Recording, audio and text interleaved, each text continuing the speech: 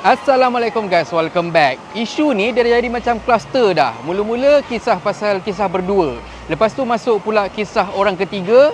Lepas tu masuk pula watak pembantu. Lepas tu ada pula watak-watak sampingan dan seterusnya. Aku tak berapa pasti berapa panjang lagi episod ni, tapi aku confirm memang macam sinetron. Kisah Samsul ni memang jadi bualan ramai, tak kisah sesiapa pun boleh kata satu Malaysia duk sembang pasal kisah Samsul ni. Dan yang paling kesian ialah sang suami yang tak tahu apa-apa. Tak pasal-pasal kena bebel dengan isteri-isteri.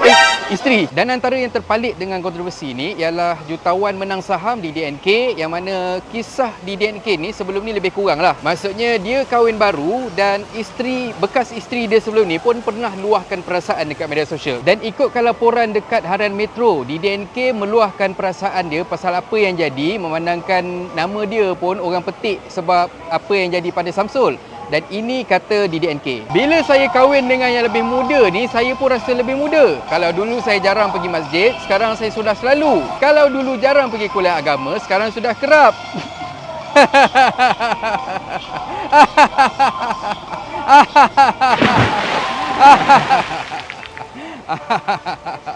Aku tak tahu kenapa dia nak kaitkan dengan apa? Dengan masjid, dengan surau, benda semua ni.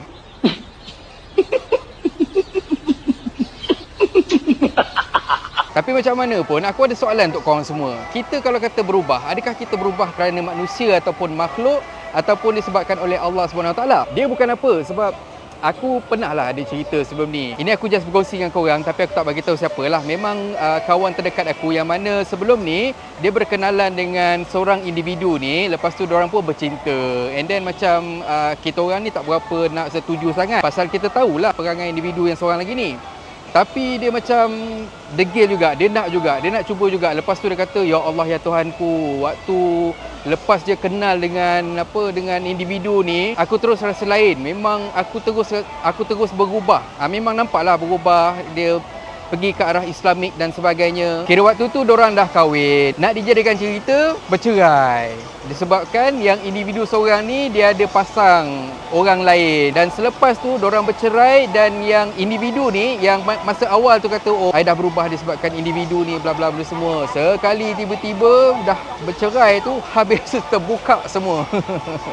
Tak baik aku gelak. Tapi itulah cerita dia. Itu soalan aku. Kita berubah disebabkan makhluk ataupun disebabkan Allah sebenarnya. Dan satu lagi yang aku nak beritahu ialah kita punya panggilan tu kita belum tahu, kita belum tentu. Baguslah kita bercakap baik pasal orang, tapi jangan confident sangat. Okey, aku sambung baca lagi.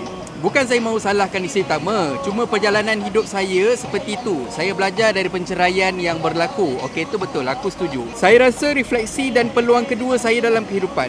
Walaupun isteri kedua saya ni muda, tapi dia membantu saya menghampiri matlamat hidup, iaitu berjaya di dunia dan di akhirat. Alhamdulillah lah. Alhamdulillah, hidup saya lebih tenang dan tidak banyak pening kepala dari segi kerja. Dalam masa yang sama, beliau tidak bersetuju dengan gelaran penyondol diberikan kepada wanita yang menjadi isteri kedua, ketiga ataupun keempat. Ia susulan isterinya turut terkena tempias kontroversi perkahwinan kedua pengarah Samsul Yusof dan Ira Kaza baru-baru ni. Saya tak setuju penyondol dalam istilah isteri kedua. Bagi saya, ia tidak boleh berlaku sebelah tangan. Tidak boleh rempuh atau santau untuk terus berkahwin. Ia mesti bertepuk dua belah tangan. Jadi sondol menyondol ni tak betul. Kalau dari konteks saudara Samsul atau sesiapa saja, apa yang penting adalah kalau boleh berbahagia dengan yang pertama atau kedua, itu yang terbaik. Saya tak ada pengalaman seperti itu. Isteri saya yang kedua memang sangat baik. Tapi okey lah, sebabnya di DNK dia tak adalah kutuk-kutuk dia punya isteri pertama dia. Cumanya dia puji lebih je dia punya bini baru dia. Kalau tanya aku lah kan, apa yang di DNK cakap tu sebenarnya mudah je kalau kata aku nak patahkan ataupun kita nak patahkan. Cumanya pada aku dah itu pilihan hidup dia.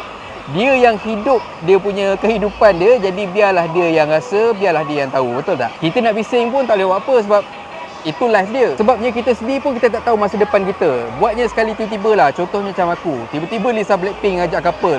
Tak tergoyang aku. Waktu tu lah aku cakap dengan korang, bukan setakat hari-hari aku pergi masjid. Memang aku kena duduk, aku kena tidur kat masjid sebab kena halau.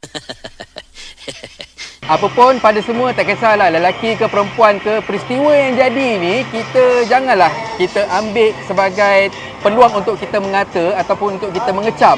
Tapi sebaliknya kita ambil sebagai satu iktibar. Kalau tanya aku, banyak sebenarnya yang aku belajar daripada sinetron ni. Dan akhir kata pepantun, isteri tua rajuk muncung. Jangan cari isteri muda. Hidup belum sampai hujung. Jangan kita sembang beria. Dan kalau korang suka konten yang ada dalam channel ni, please consider to subscribe. Okay, so thank you very much for watching and have a nice day. Assalamualaikum.